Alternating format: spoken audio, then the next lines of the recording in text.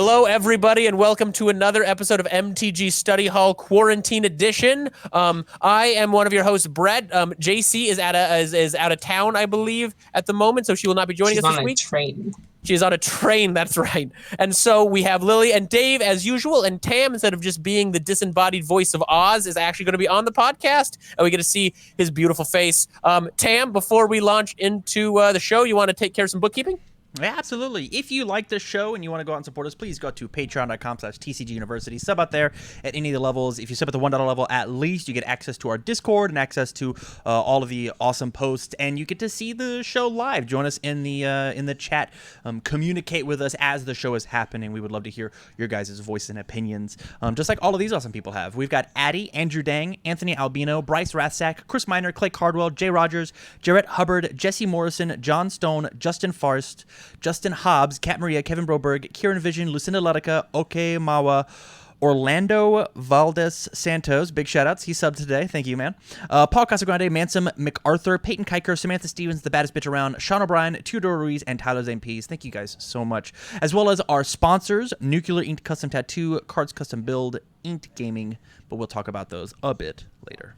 Alrighty, so we've got a lot to talk about on the show. Let's talk about what we've been doing in Magic this past week before we launch into our first topic. Dave, what have you been doing? Playing Mono Black a little bit.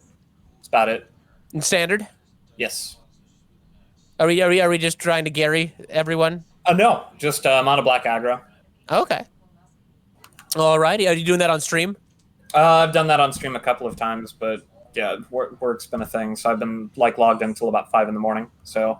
There's some bad overlap between actual work and streaming, so okay, well, you'll have to let me know how the bond. I mean, it's standard. It's big weird standard that's full of Ugin, so you have to let me know how the deck's doing for sure. But I suppose we're also right before rotation, so anyway, Lily, what have you been doing magic wise? Oh gosh, Brawl. I got too frustrated because I would never hit additional lands playing Corvold for some reason.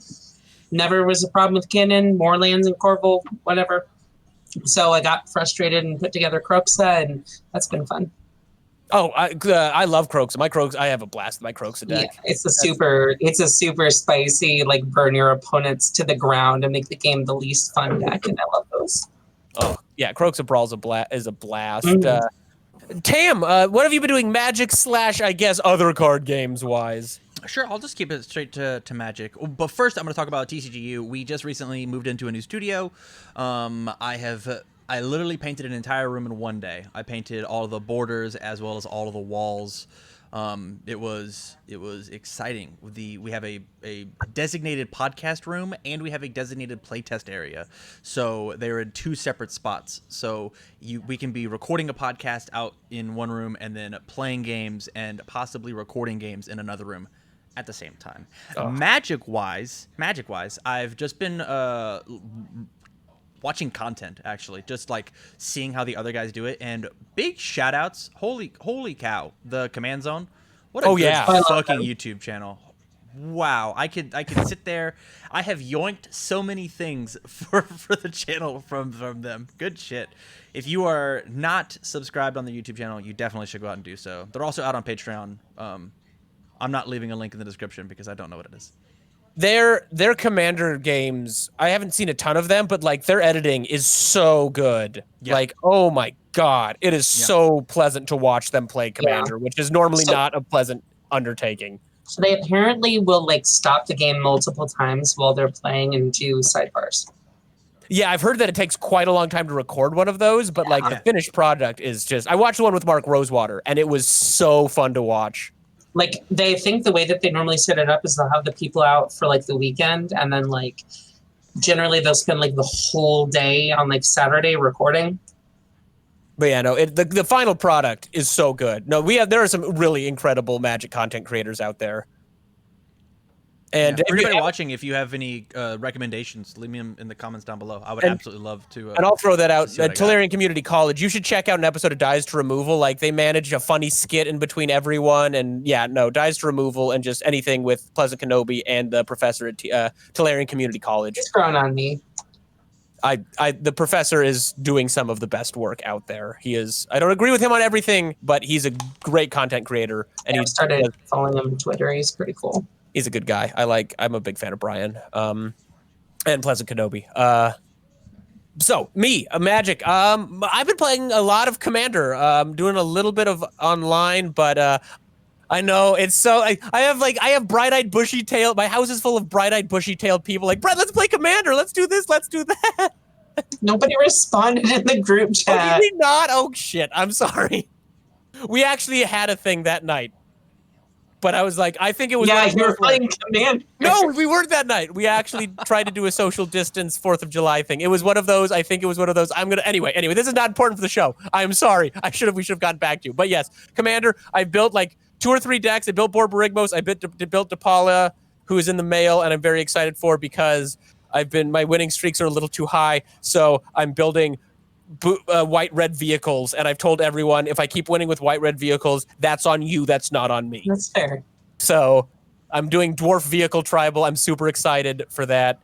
And I have a masterpiece combustible Gear Hulk in the mail, which I'm super excited for because my collection has gotten super expensive. And so Kat pulled out a bunch of like old uncommons that was a lot of money. And I'm like, okay, let's just trade for something. We're doing an order. I really like combustible Gear Hulk. And so I have the masterpiece coming, which I'm super excited for. So that's me in Magic, and let's roll on to the show. So as per the title, we're going to talk about FIRE, which is an acronym that WotC Design has started using, I think starting right around Eldraine, I think was when it started, if I'm not mistaken. Did I not link the article to you? 1 second. If you did, I didn't get a chance to read it. But we talked about FIRE briefly last week, and we wanted to go more in depth about it. So does somebody want to read what the acronym is per Wizards? Oh, sorry. That was last June. It was a year ago now. Okay. So yeah, right. I think right around Eldraine then. That would have been FIRE. Core set. Yeah, core set and Eldraine. I'm not sure. I don't know how much went into the last core set. But does anyone have that? Anyone want to read that? Sure, I can do it.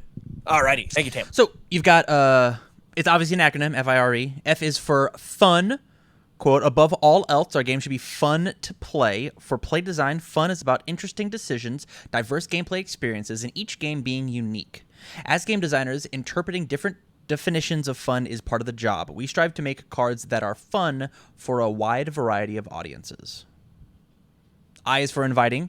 Our game should be accessible to many people. From play design's perspective, this means the format should be accessible to newer or less enfranchised players by having resonant cards and comprehensible gameplay. It also means that a wide variety of strategies should be viable in all types of play. Play design used to be called development. They are the ones that balance the costs of cards, the relative power level of a set. They're the ones, like if you're ever wondering, hey, why does this big worm cost 6 and not 8? That's play design. Gotcha. R is for replayable. The key aspect for replayability is balance and diversity. We try to get a wide variety of decks and strategies to about the right power level. E is for exciting. Players should be excited to read cards and play with them. We want to design and cost cards so that they can inspire cool new decks and archetypes for players to build and own. FIRE. So there we go. So for the episode title is FIRE Bad. Initially, when Tam was asking for a title, he was like, "Does anyone really like fire?" And I was kind of waffling around, and then is like, "We could do something with fire and lit." And then I was like, "No, things. This has not been a good year, design-wise. Like, I love Magic, and there's a lot of things I've loved, but this has not been a good design year at all. Like." We've had bans all over the place. We've had very consistent decks. We've had very homogenous results for decks, particularly in standard at the highest levels of play. We've had entire formats, decks diversity plummet. We had a set mechanic that managed to end up as a 9 on the Storm scale, got a card banned in Vintage, and forced a mechanical rework of the mechanic. Like, this hasn't been a great year. So this is year 1 of FIRE. We're coming to the end of it. So I don't know how much was in the last core set, but Eldraine kind of the big kickoff. This has been a year of FIRE. And as Saffron Olive it's also pointed out, I think in a tweet that Lily linked in our main chat, is it's also what they've set most of the formats on. So Fire. I do take issue with one thing so I don't think a lot of the problem is design. I think most problems can in practice be fixed in development. But Fire is right. So play design. Sorry. Yeah, sorry. I still have the old version of it in my head because I've been playing Magic too long. Yeah, no, it's easy to blame Mark Rosewater, but Mark Rosewater's the guy who's like, what if we had cards that did this? Yeah. And then that's what Mark Rosewater does. Mark Rosewater and his team, literally, they're like what exploratory design. They're like, what if we had cards that did this? That's the first part. So there's exploratory design, and then there is there's like a second phase, and then there's play design. Okay, yeah. So there's 3 steps. So Mark Rosewater starts it and kicks it down to other people to mess with the actual design the sets, and then for play design to balance it. Things seem not great. I mean, Companion would have been fine if they had just baked about 2 extra mana onto all those cards. Probably, but then Companion wouldn't have been Fire, because then it wouldn't have been as playable, because all of the stuff needs to be playable. Like, I'm happy. It's hard to say. I want to say I'm happy with more powerful cards, because we don't live in like original Theros level power where there's a handful of good cards. But at the same time, I'm saying, oh no, I like it when they print powerful cards, but I don't like it when they have to ban 12 cards and do this. And so obviously it's what you wanted to design. You want a happy medium, but I think it's pretty clear how I feel about Fire. Dave, where do you feel? Where do you come down on this new design philosophy in this past year of everything? Really hadn't noticed much of a difference between this year and the last couple of years. They've just consistently been making very powerful cards, arguable mistakes, and I think now we just have a scapegoat. We can blame it on Fire. That's kind of where I lay down on it. They're going to continue making mistakes regardless if they're using this philosophy or not. Okay. And Tam, as an outsider, you've probably been focusing in on. I mean, I think we're coming up on a year for the podcast, so Eldraine we were starting the show and we were talking about Eldraine. What has it been like from your point of view, seeing a very contentious year as probably one of the years you're focusing on Magic more than before? So set to set, I am not very involved, right? So like I could not name a singular Magic the Gathering card from the past year. I know Magic Gathering cards from this past year. I know there's a really cute otter, right? That one got banned in Commander, correct? Yeah. Yes. So all I can look at is I can look at what they wrote here and like what I, as somebody who is learning about Magic, I love Fire, actually. I think Fire as an idea, as a concept, is so fantastic.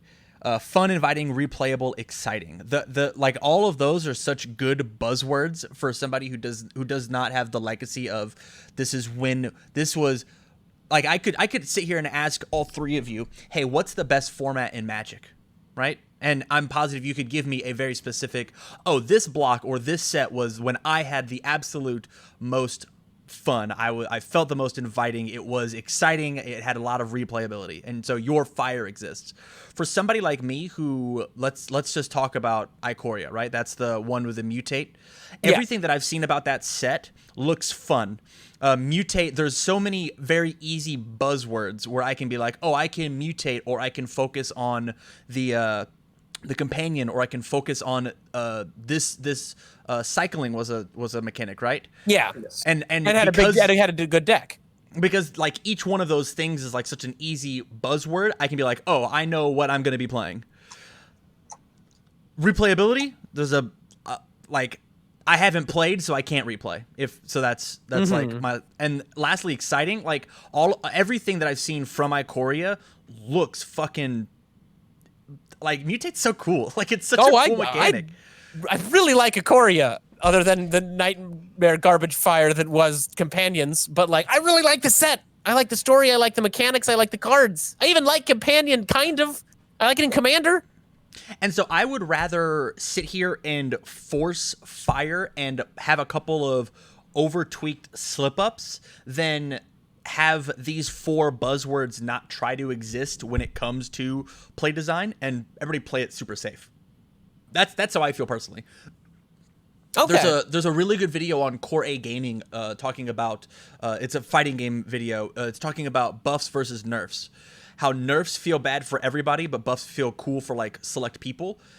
And how we fix that in card games is we buff something just a little too much, and then we just get rid of it and be like, oh, sorry, our bad. It was a little too much. It's hard to pull things back after we've printed it, right? Mm-hmm. It's like it's nigh impossible for us to, as Lily said, hey, let's just put 2 more mana costs on it on Right. all of those. Well, they kind of did. They did. It wasn't pretty, and it was. I mean, yeah, it was like a last It was resort. sloppy as hell, but I think it was the best solution they could have done, short of With banning them all. With the rules change. I mean, they Yeah. I mean, so with Companion, they did the fix where now you have to pay 3 mana to put it into your hand, and then you can play it from your hand. So like they had to change. They straight up had to just tack 3 mana onto every Companion, Interesting. which they don't normally do. I don't think they've almost ever done that. Like the closest functional erratas to mechanics that we've got have all been to mechanics that have already existed beforehand. And generally to accommodate new sets that it would make it weird. Like the change to proliferate was almost certainly because of Arena, but also because of Ikoria, because of the different kinds of counters that they were doing. Yeah, no, it was a very unprecedented time, and that's a good. I mean, yeah, they had to do a huge mechanical shift, and that's I never really thought about. Yeah, with like a fighting games, let's make Chun-Li kick harder. Oops, we made Chun-Li kick too hard. Let's just undo that. Yeah. And like I don't play a ton of Overwatch currently, but I still sometimes pay attention to like the buffs and nerfs, and so like you can add a thing onto D.Va so she shoots missiles, and like okay, let's nerf her defense matrix, and then they actually unnerf defense matrix a little bit. So it's like yeah, card games, yeah, you have to deal with the fact that like when you push it and you push a set, you might accidentally make Companion, which is a huge clusterfuck that we have to been dealing with since. So, gosh, I was gonna say with the nerfs and buffs thing, right? So, like, I get that buffs are exciting and nerfs are not exciting, but one of the kind of a design philosophy thing I remember back from when I played MMOs more or when I was more competitive was that generally like buffing a class that isn't doing well is fine. But if one class is doing exceptionally well, buffing everyone else isn't the answer because then it throws the balance out of skew. Mm-hmm. And I feel like the thing with F.I.R.E is sort of leading into that a little bit, where it's like, well, why don't we make everything cool? Well, what does that even look like? I think we're seeing what that looks like. I think we're seeing what it looks like. And Tam said buzzword, and that's I've heard some people compare this to like, was F.I.R.E something that the designers put their head together and said this will help us design better, or did someone who doesn't design Magic cards go, you know what works in the normal corporate world? Acronyms. Let's make an acronym. And Wizards is just don't work. But no, that's the thing. Like, is this like your manager saying, well, we have to make sure we hit quotas, so we're going to start having you write down goals, and we're going to do bi-weekly goal check-ins, and the people and you're like, oh my gosh, this is stupid. Why can't I just do my work? I'm curious if the designers are going like, yes, F.I.R.E has helped me make better Magic cards, or if they're like, hey, you like artistic person designing something, integrate this buzzword into your artistic process. This buzzword and this management style acronym. And I think Dave also makes a very fair point. They had power ramp up did not start with F.I.R.E and did not start with Eldraine. I mean, Dominaria, they straight up said we're going to be trying to make cards more powerful. Kaladesh. Dominaria. Like easily Kaladesh is when they started. Like, at least in recent memory, that's where they started, because they created energy, and they realized that they pushed it too far with energy. I think that pro players had a much easier time being able to keep track of both energy and the rest of the board state, and most people were too focused on how to play Magic with no consideration for energy. And that was something that was brought up about that time. And then they started printing things this is a whole new resource they were dealing with, and obviously they didn't cost things appropriately, which is the same thing that we saw with companions recently. But we could say the same thing with a lot of the various mechanics that we saw. I think some of the equipment that we saw a long time ago in Mirrodin, and even with Dominaria, we could look at the sagas, and that we either had sagas that were stone unplayable or way too good. And we're starting to get more of the middle ground. So that was maybe it's just my next question actually was, so we have this pendulum swinging, right, of companions being like the 10 out of 10s, and what are the 1 out of 10s? And you brought up the fact that there are some cards that are just unplayable, right? I think Fire might be able to help raise the floor as opposed to like stop the ceiling. Go ahead. I disagree with that as a thing you should want. I think there should be an amount of unplayable cards. I think it's good for the health of the game to have a lot of cards just be like. But what about unplayable mechanics? Because obviously cards should be for limited. Not every card's going to make it to standard, modern, whatever. Should there be mechanics that aren't good or are only good in limited? So, like, here's the big thing. Like, I think energy would have still, the people that loved energy, I think still would have loved it if it was unplayable in standard. But if you're doing your premiere thing, and people have been asking for some kind of energy-related mechanic for a long time, I think if it was only bad, people would have been pissed. But at the same time, they also picked a mechanic that's hard to balance. It breaks the rules of Magic. It doesn't use the mana system. And when we break the rules of Magic, hell, we can't have good artifact blocks. Every artifact block is almost always a broken pile of garbage because artifacts don't follow the rules of Magic, which have made Magic successful. Well, now that they've sort of bit the bullet and, hey, we print colored artifacts now. But okay, so here's my thought on energy, right? So if they had just, like, overshot, like if they had overshot a little bit, that's one thing, but like if they overshot a lot, and if they had just said, hey, this is a new thing, because as designers they should have recognized that they cannot accurately gauge the power level of this because it's a new space, an interesting space, a novel space. I think there's an amount of being able to depend on people being excited for you playing in a space that you haven't played in before that will offset erring towards caution in these cases. Without ruining your standard environment. And raising the floor up sounds appealing. It really does, but I think they tried.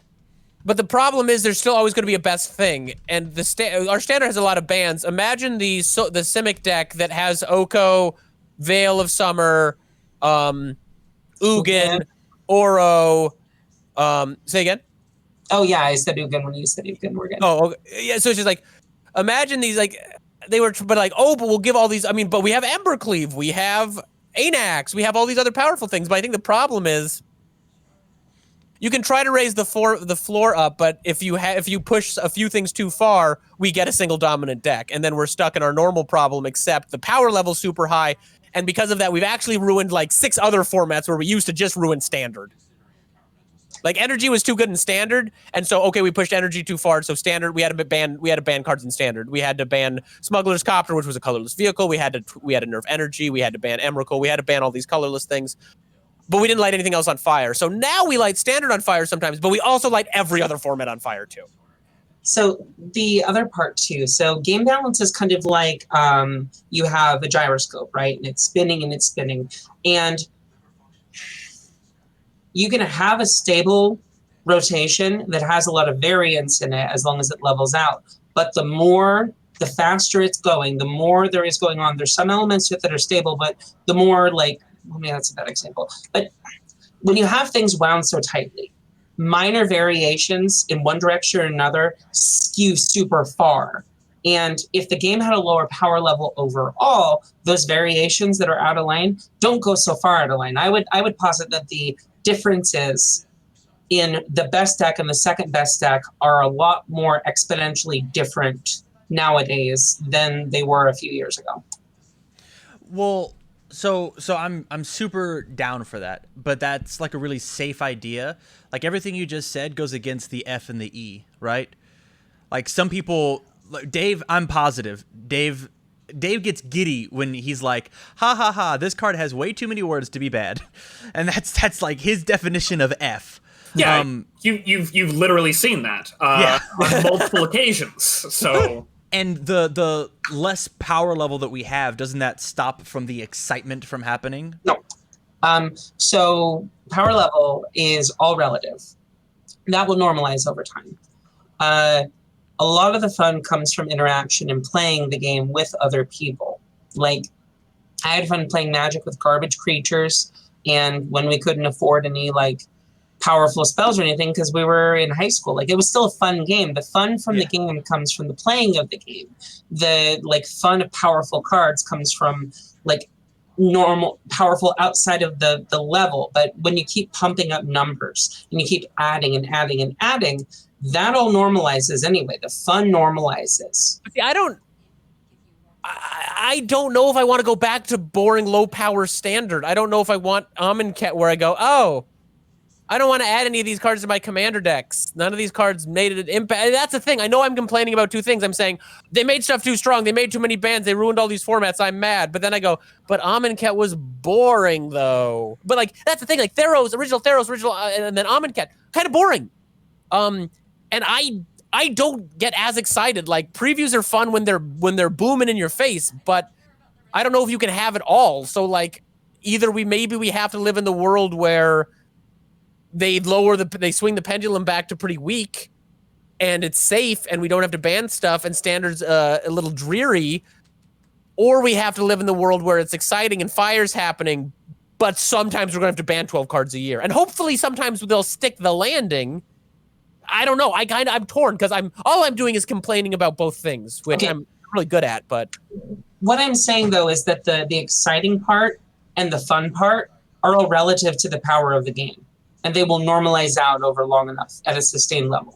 But the problem is we have eternal formats, and so if standard will stabilize, but if the cards are all weaker than the old cards, modern doesn't. It doesn't normalize modern. We just only play the old cards. Nothing new gets added into my commander decks from standard because the old stuff's too good. So if you want to actually give me new choices, you have to say, we have to try and match some of the old power level. We need to make cards that are good enough that they will start seeing play in modern. We need to try to create new archetypes in old formats. And so, like, I don't think it does even out. Not in eternal formats. Do you like the older format is, I think a good design philosophy to have is that the older a format is, the more stable a format should be. Dave, you have feelings about modern. Are you happy with would you rather that modern be stable like Lily's pitching and the new cards don't impact it much, or would you rather see new things come in to make new decks? Well, it's the problem they keep running into is, I think that they want those one or two cards in each new set to get people that are playing the Eternal formats more excited for it. Like, oh shit, we need to buy a Korea because they have these tri-lands and that's going to have some impact for the slower decks in Modern. I don't think that's necessarily the case, but at least I think they want that perception. Same thing with Heliod. Like, everyone thought that Heliod was going to do something, I think, specifically in Pioneer, and it kind of has, but it hasn't been overly dominating. I think if they print cards that build up hype but aren't necessarily that great, I think that's probably a better option for them.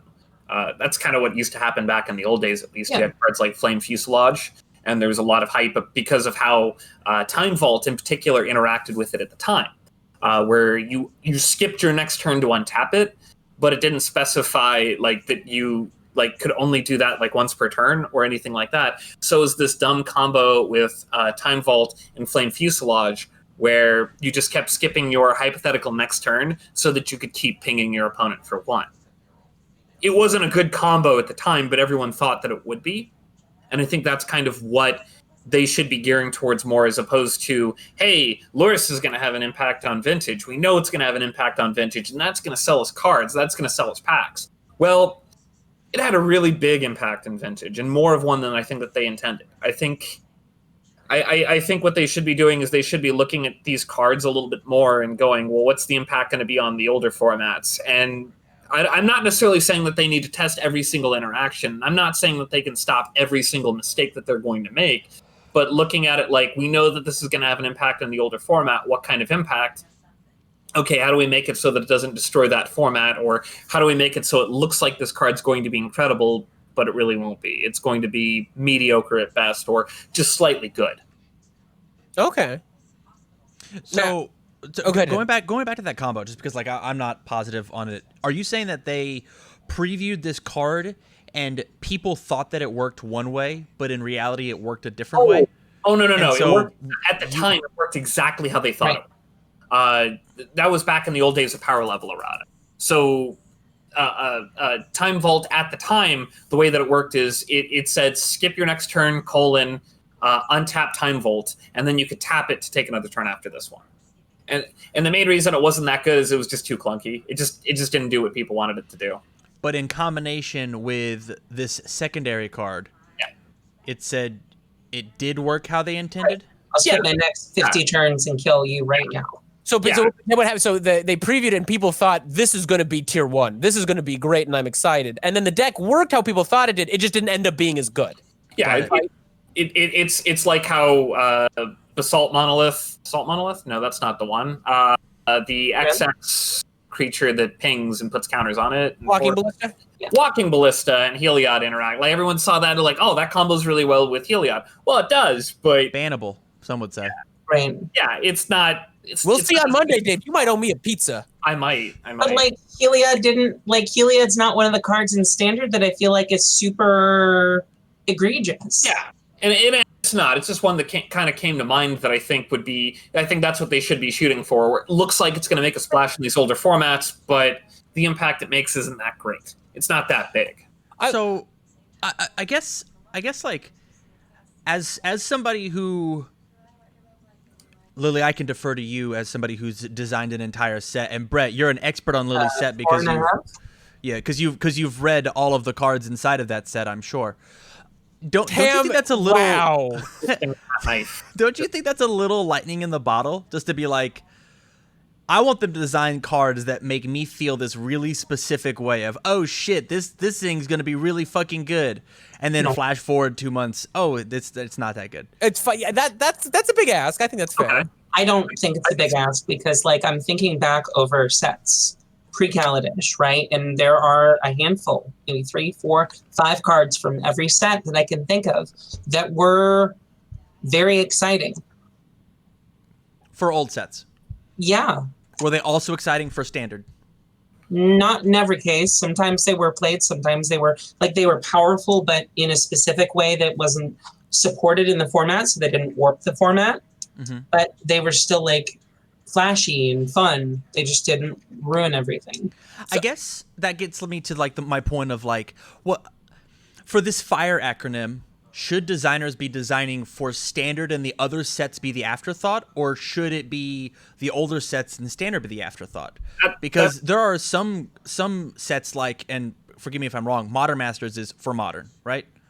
Yeah, it's not a Standard legal set. Yeah, full reprint set for Modern. Modern Horizons was new cards, but only for Modern, not for Standard. Sure. So that set should be designed for Modern, and the most recent set should be designed for Standard. And if there's any little ancillary bits like Nito, and that's kind of how it is right now. Yeah.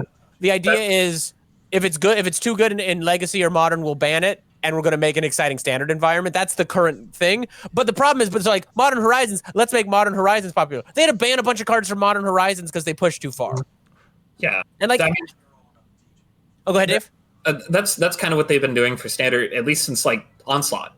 Whichever one had Scourge as the third. Yeah, the Onslaught. Yeah, Onslaught Legion Scourge.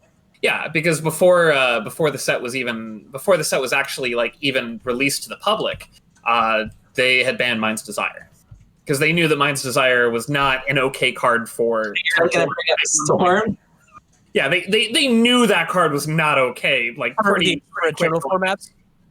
Yeah, but for Standard, it was fine. Play in Standard, sure. Who gives a shit? It's your 6-mana sorcery that's gonna like maybe net you 3 cards if you're lucky. I want to clarify on one part of what I was saying. What I'm saying about the game being like so like high strung that it's unhealthy is with regards to actually just Standard. Okay. Like it is also having consequences on older formats, but I'm specifically talking about like there is a ton of variance in standard right now because the power level on specific cards across the not across the board for every card, but across colors and archetypes is high enough that it comes down to like there's a lot of variance in games because it's did I draw my bomb and did they not? And I mean, and there's also the archetypes are weird because they obviously they said in the Fire they want to have various archetypes, but some decks can play Ugin on turn 4. And what do you do to that? What is your answer to that? You just blank the entire previous 3 turns that your opponent's been doing and still have a threat on the board. And the problem is the answer to that is, well, counter it. Well, the problem is we can't counter it because Teferi exists. Well, it's not just counter it. You still have ways to interact with your opponent. You still have ways to kill planeswalkers at 3 mana. Now they're black answers, but that's fine. Like I like personally, I'm usually going to be playing that color if I have a say in the option. If it's even remotely playable, I want to do that. Like I guess white has some answers for it. You have like Banishing Light and Prison Realm still a thing. These are all standard options. Yeah, these are standard options.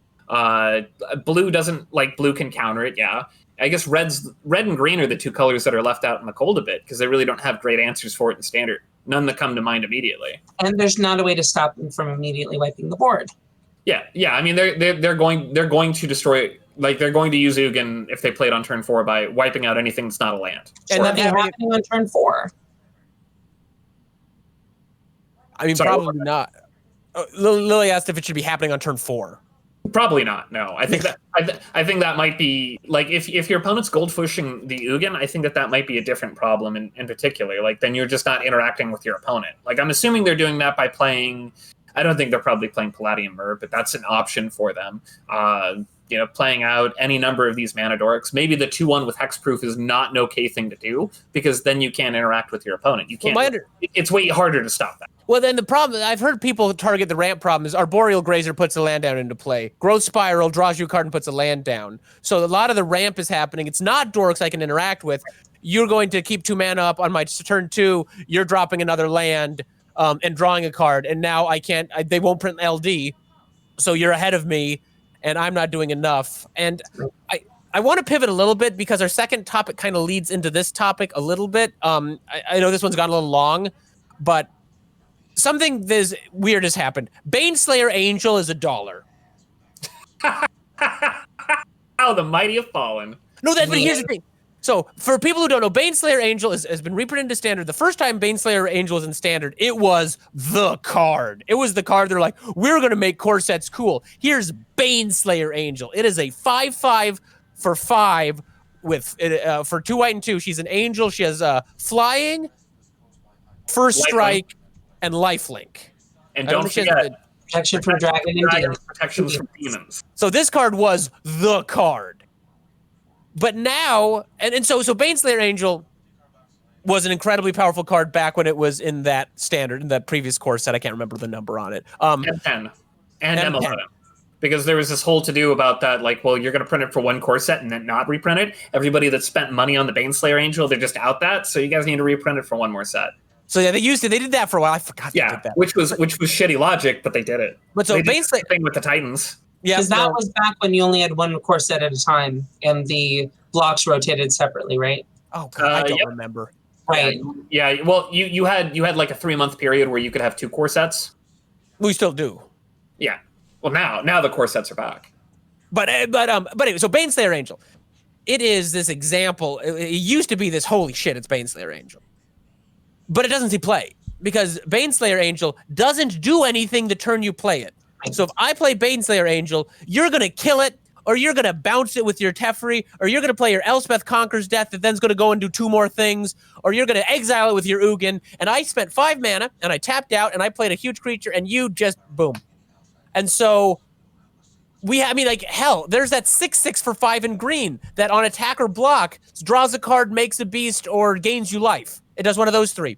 I don't think that's seeing much play because it doesn't do anything. Because you have to attack with it. You have to untap with it. And so one of the problems is with the only way to make creatures playable now is they have to do something. They have to have an enters the battlefield trigger or a leaves battlefield trigger, or you have to be able to recast it 3 times, or like I'm trying to think of the creatures that are seeing play. Like in mono red, we have haste creatures, and haste creatures, are something. They come down, they do something. We have Anax, who is board ripe insurance. Anax makes every creature when it dies leave behind at least 1/1/1, or maybe 2/1/1s if it's power 4 or greater. Uro draws you cards and puts lands into play and is like a growth spiral, but also a growth spiral that turns into a 6/6 that keeps growth spiraling. Let me derail you a little bit on this one. So back when Baneslayer Angel was first printed, do you remember what the de facto best deck was in Standard for almost the entirety of M10 being legal in Standard? Well, that was right a little before I started playing Standard. So what was the deck? Jund. Bloodbright Elf, Maelstrom Pulse, Bit Blast, Lightning. That was the best deck in Standard, and it was the best deck in Standard the entire time.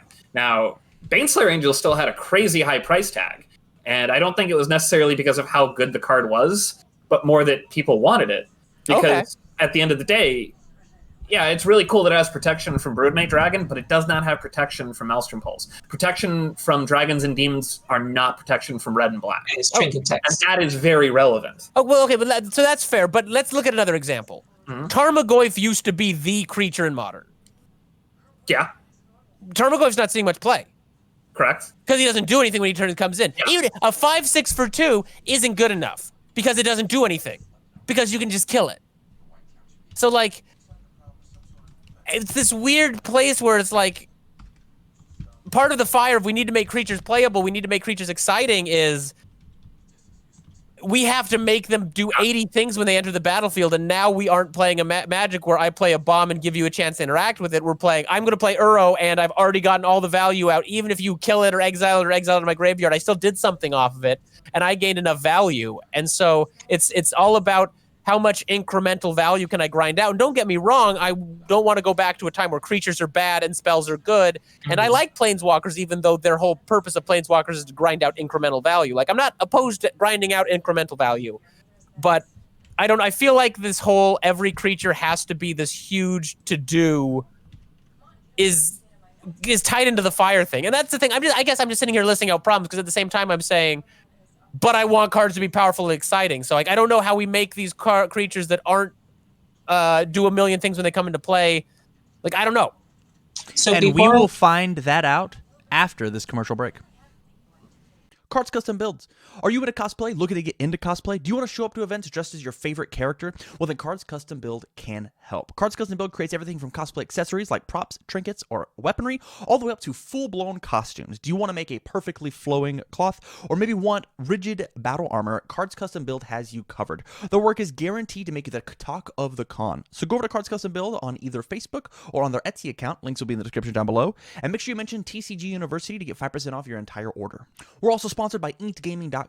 Are you looking to get a custom playmat? Well, then we suggest you check out InkedGaming.com. They have custom playmats, dice bags, mouse pads, and so much more. They even recently added a stitch option to their playmat and mouse pads as well. Stop those frayed edges from happening. Inked Gaming lets you play your game with your style. And if you want to get 10% off of your entire order, use the code TCG University, all caps, no spaces at checkout, and help support us by customizing your game to your style. And lastly, the show is brought to you by Dex Protection. Dex Protection is on a never-ending pursuit to create the highest quality storage and protection accessories. Their design and innovation comes from die-hard gamers and collectors just like you. They're constantly taking in feedback from their customers, and they have no plans to stop their innovations or their drive to refine the products until they're recognized as a leader in their industry.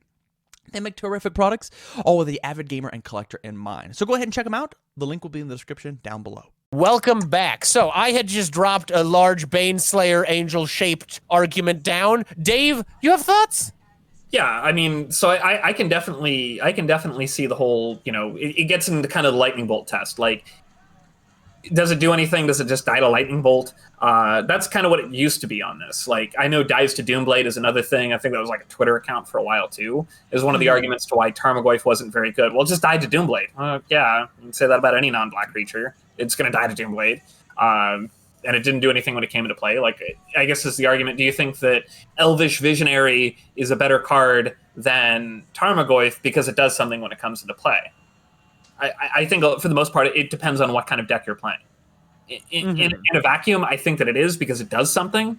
But if you're playing Tarmogoyf, you're normally playing blue to pair it. So you're normally playing something to be able to protect Tarmogoyf, which it kind of sucks that you have to play cards like I guess Spell Pierce would be a good one. Like normally in those rug type shells, like stuff like Spell Pierce or maybe whatever the +0/+3 card was that gave a creature hexproof, things like that. And then you just try and close out the game as quick as you can with Tarmogoyf. I don't think that argument about the Trazakard Elf versus Tarmogoyf is okay. So I can see that. I'm just trying to think of something that's casting that does something. Here's why. So I feel like a lot of the cards that get printed nowadays that don't do something when they enters the battlefield are still designed with a certain amount of power level to kind of square them away with the things that immediately do. But I'm trying to think. I'm trying to sit in standard and think of a single card right now that we're running that doesn't do something the second it comes down. Right. Well, that's what I mean. Like, I would consider if you were to score out numbers wise, if you were to figure out the weight of certain, elements of a card and how much what the power of the card is, right? I think a lot of the cards that don't do something straight away, point for point, are still very powerful. But the problem, I think, with where this comes in with Fire a little bit is like that enters the battlefield, does something, is very in line with Fire. It's exciting, it's flashy, it's like it turns the game right when you play it, and it's powerful enough to be played, which Fire, I don't think it comes straight out and says it, but it wants the cards to be playable, yeah? Right. Yeah. But one of the things that I think is not appreciated, especially by newer players or people that don't have a depth of understanding of the game, like the marketing people that probably advocated this acronym, is that powerful cards that don't do something immediately still can warp the game around them when they play by forcing an interaction. Which can be good. I'm just trying to think of when the last time we saw that is. I mean, okay, so things that have made a splash in standard. So the 7/6 dinosaur for 3, that has a downside. You don't want to even untap with untapping with and then getting it killed is a blowout that sucks. But that card was seeing some play. So a 7/6 for 3. 7/6 for 3. So I mean, I can't remember if it was LSV or somebody, but a while back somebody asked how good would a 2020, would a 50/50 creature that didn't do anything else be playable? And the answer is maybe. It depends on a few factors. Okay, so no, the dinosaur thing is the inverse of the enters the battlefield problem. It has a downside, but if they kill it right away, you don't take the downside. It's the inverse of that. Yeah, that's fair. So I mean, that's a good example of that is a card that is just on. I mean, we had a 10/10 for 5 green. It didn't really see play outside of niche stuff. The dinosaur has seen some play. I don't know if we can count Lovestruck Beast as one of these, because it also has a spell that makes a 1/1. So Lovestruck Beast is hard. I struggle to put that in there, but I'm trying to think of the cards. The Cavaliers have an Enters and Dies trigger. Kenrith, you need additional mana, but when you could cheat Kenrith out for free, Kenrith came down and did stuff. Rotting Regisaur. Rotting Regisaur is really the only card that's springing to mind that has seen that I've seen in high-level tournament play. But what I'm saying is Rotting Regisaur is the same dynamic, though. Yeah, that makes sense, because like you were saying, it's one of those, there's certainly a drawback to it, but if they kill it right away, then that doesn't happen. Right, which is the same functional thing that's going on as a thing that gives you a bonus right away, even if they kill it. Yeah, that's fair. Okay, I get what you're saying. So I'm just kind of stuck on, we're printing these cards and are we just stuck in the world where we just have to print things that do stuff right away? Is that just if a creature's going to be good, is that the only way to live our lives at this point? I don't necessarily think so. I think you can still play some sort of undercosted creature that does things on attack and incentivizes you to try and protect it. Another example, I guess, would be Thief of Sanity. Thief of Sanity saw a lot of play not too long ago. It doesn't do anything when it comes into play, but it's only 3 mana, and it's fairly easy to protect that too, so that you can get some value. And it does immediately force the game to revolve around it. And that's actually a great example, actually, because I ran. That was when we had in the War Standard where we had the Esper Hero and Esper Super Friends lists. I was running that deck, and the idea behind that card was entirely it's like they're gonna kill it. They are probably gonna kill it, and if they can't, And if they don't, the game's over. I probably just win. I probably just win. So that's a good example of one. Standard has been, I feel like we've had such an injection of cards and effects that do stuff right away that like are uninteractable with. So like Uro or Growth Spiral or these ramp things or Planeswalkers that really put you so far ahead, or Hydroid Krasis is another one, or adventure cards that I get to play a bounce spell and then I also get to play a creature that we haven't seen a Thief of Sanity recently. Rotting Register is not seeing a lot of play. Thief of Sanity is still in Standard, but no one's running Thief of Sanity because we've pushed things up too high. And maybe that's just they tried to make some stuff, or maybe that's Fire getting into gear. Maybe that's like, oh, we need to hit these acronyms. How do we hit these acronyms? Oh, well, it needs to do something. And like the replayable, like the Cavaliers are really cool because a bunch of stuff happens with the Cavaliers. There are a bunch of decision lines from the Cavaliers. I love playing them in Brawl because like they have an ETB trigger, they are a big body, and then they'll die. And so like they're really replayable. The Cavaliers are great fire cards. But are they healthy cards? I think the Cavaliers themselves are fine. It feels like they're probably a more fixed version of Titans. And I've heard that, and I think that's a fair assessment because they finally realized that when we make a cycle, not everything needs to be a 6/6 for 6. Blue doesn't need to get a 6/6 for 6 because green did. They all don't have the exact same leaves the battlefield trigger or death trigger. But one other thing to consider here. Oh Lord, what was I literally just had? I don't think cards that make you choose between having a spell effect and it being a creature with extra value are the same problem. So like the plague guy, the little 3/1 or 3/2 4/3 that you sacrifice, each player sacrifices a creature or planeswalker or discards a card. Yeah, like, he's an either or. Right. He is either a spell or he's a creature that does that. And like I like that, but like adventure, like I love the adventure cards. They're really cool, but like there's just so much value. They're just packed to the literal gills. Like you just couldn't make them any better.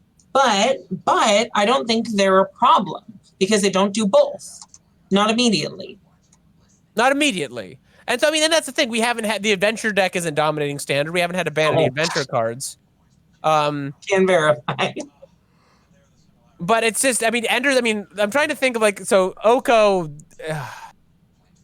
I'm trying to think what creatures are banned right now, because like as of right now we have you've got Thief what creatures are banned? The Steely Boy. Creatures? Yeah, the 2/3 for 7 Steel guy.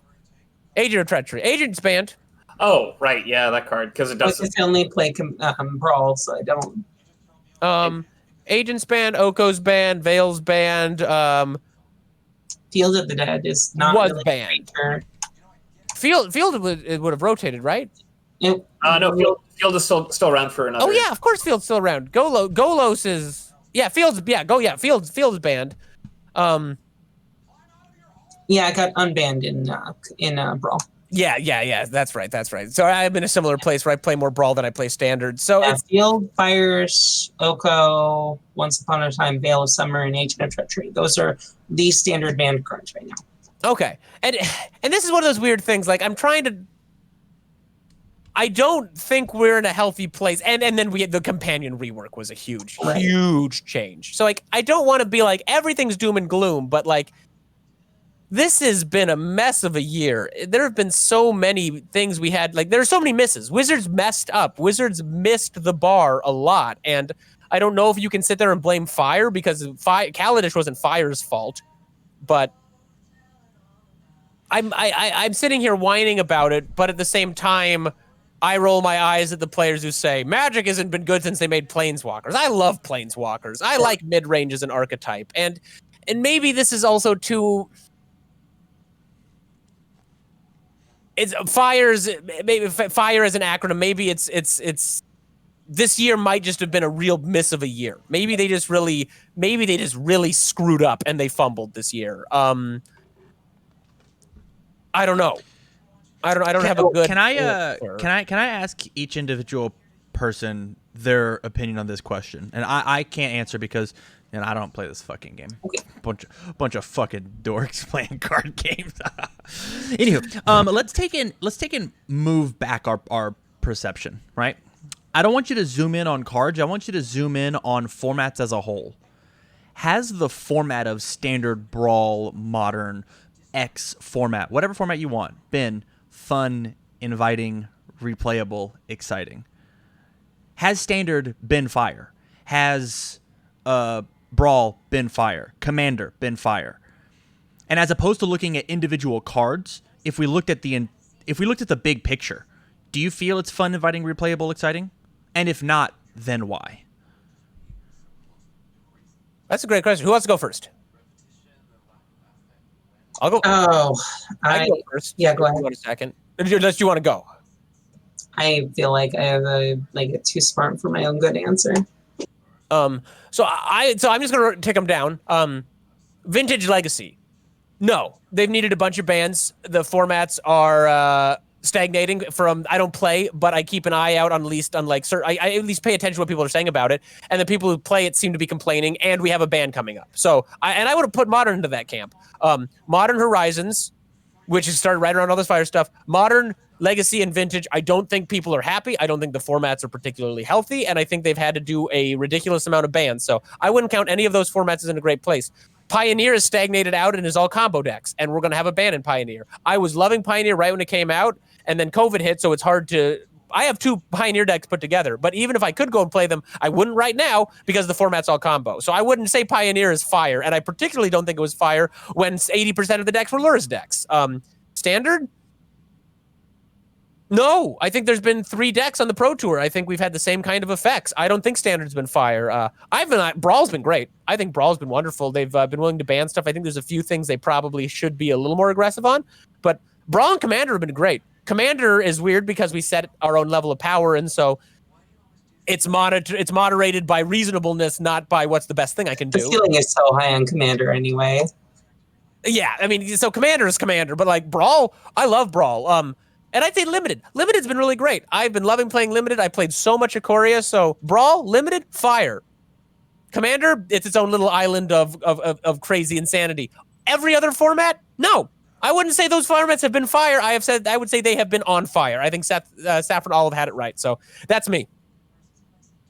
Lily, what about you?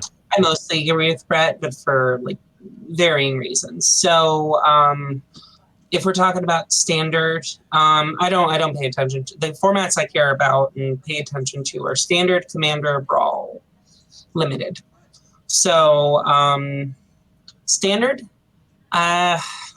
I don't think it's been fun. I don't like a lot of the gameplay loops that exist. A lot of these, hey, let's just like smoosh out these really expensive late game cards, mid to early game, and just win through sheer, I'm going to overpower everything you've done early in the game. I think it's not fun.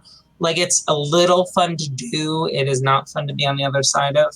And even then, it's only fun to do like the first like 4 times. And then it's like, And then inviting. I don't think uninteractive games, and I think Standards have a lot of uninteractive games or games that the interactivity has to be very precise to actually matter, or you have to build specifically to do that. And I don't think that's inviting.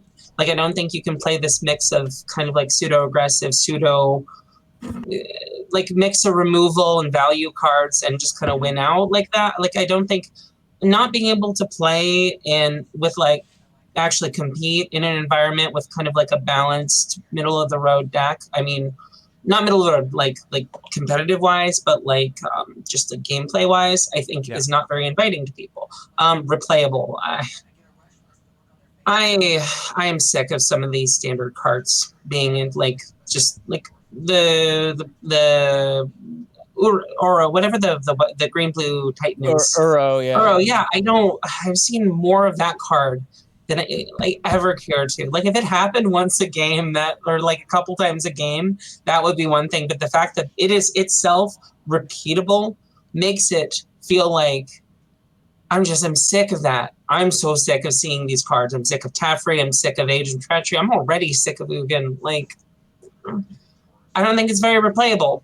And exciting, I don't find cards that do the work when they first come down very exciting personally. So Dave, save me with something positive. I don't think I can do that, Tam. I'm sorry. I don't think that's the case with any of the formats, and the main reason why I'm thinking that is I don't think it's specifically the game or the cardboard that does any of these things. I don't think that piece of cardboard can really be fun for you. I don't think that it can be inviting. I think people do these things. Oh, And I I love think that. You've saved it. That's cool. like I think what should be done at this point is if WotC really wants this to be the case and they want people to feel they want this game to feel inviting to new players and exciting and they want the replayability and the fun, is they need to start looking at things aside from actual game design. Because I think that you can have a game that is broken absolutely in half and kind of messed up, and I think you can have a lot of fun, and I think you can have a good time, and that's dependent mainly on the people. I don't think that WotC can necessarily do anything as far as like player attitudes or anything like that. Now, I'm not trying to go on some sort of tirade talking about to Magic players being trash, because I don't think that's the case. I really don't. Like I've had a lot of fun on stream, and I hope that people watching on stream have had some fun. What few people are there, not necessarily because of the game, because there have been plenty of times where I just get my teeth kicked in, and people are still enjoying themselves. There's some degree of camaraderie. People are cracking jokes. People are having some fun. They're making fun of my feet. Things like that. And that's I think that's kind of closer to what I think WotC should be looking at. And I think they've kind of done that with how they wanted to try and restructure Grand Prix to Magic Fest. And I don't think that had the intended effect. Trying to make it more of like a feel of a convention as opposed to a feel of a tournament. And dialing back on like dialing back on like competitive play might be a thing that they'd want to look at. One of the ways that I think they've gotten most of their advertising, and I think a lot of the ways they've gotten a lot of money, was trying to sell people on the dream of you too can be on the Pro Tour, you can play this game for a living. Doesn't that sound really cool? Where I think a lot of their focus should have probably shifted more to, hey, here's something you can do with your buddies. Hey, this is a community that you can, someone that, hey, you just moved to a new area. It's kind of difficult to meet people. This is probably a way that's going to help you out. My 2 cents on it. I don't know if I've kind of trailed off there, but no, you're good. But yeah, that's I think they're trying to use F.I.R.E in the wrong group. I think that should be something they should be talking into competitive play. Maybe they should be talking to marketing. Maybe they should be talking to folks that do the special events on Arena. And that's what they should be. That's what they should be focusing on as far as F.I.R.E, as opposed to game design. Maybe they should be looking at game design to make a competent format where it is more skill based. Like variant, that's a whole different topic. At least like variance has got to be a thing, and we've got to have those big splashy cool cards. But yeah, that's kind of that part. I don't think it's design's job to do F.I.R.E. I think that's the other group's job to do it. I like that take. Yeah, that's a great take. That I got nothing else. Does anyone have any final thoughts before we wrap that out? Because that was awesome. I mean, like I know part of the replayable stuff for me would, if we could turn the animations off on Arena, that'd be great. Because I can see that. It's like so many times it's just the same animations for the same cards again and again and again, and it's like needles in my fucking brain. Oh yeah, like I know that WinCon will make a comment virtually anytime that anyone plays an Oro, pointing out how it kind of has those derpy eyes and that giant mouth, and it just looks stupid. And he's just talking mad trash on Oro. I can't blame him. Like we should get the freaking animation like on your like early game stabilization spell. I like animations, but that's just me. Okay. I think they're cool, but maybe they could dial them back. Like I like the one for the demon with spectacle, the 4 mana that can be a 3 mana and like pings people. I can't remember the name of it for whatever reason, but that animation's fine. He just like shows up in a whirlwind of fire, throws a sword in the air, and then you get to play more Magic. You can't remember what it's called, Dave, because it doesn't have any impact when it enters the battlefield. That's not true. We just pointed out the animation that it has. Lord, okay. So it clearly does something. We're gonna wrap things up. We're gonna move on to the post show here. Did you have fun? I did have fun.